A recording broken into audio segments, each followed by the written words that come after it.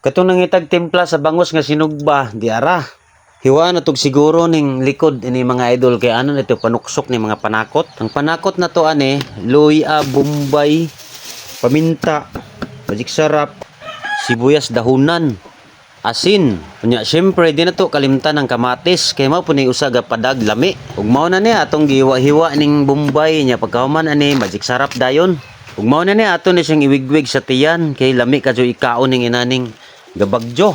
Arang bitaw po ning bagjo hinaot lang unta pod nga masifte ang atong mga tagsa-tagsa ka pamilya ining mga trahedya nga abot ning atong kalibutan karon. Ug mao na ni ato nang ibutang ning paminta, pikas-pikas.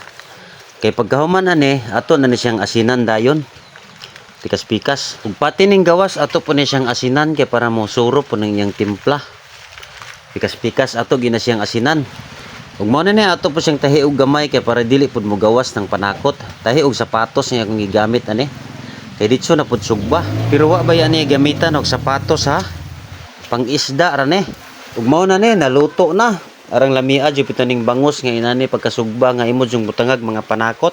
Ug mao na ni suka nga kinaasluman, sili ug asin ay kuwang ani. Ug tuod ay shout out ninyo tanan mga idol. Sa sunod sa lang ta mo shout out mga idol kay bagjo man mga idol.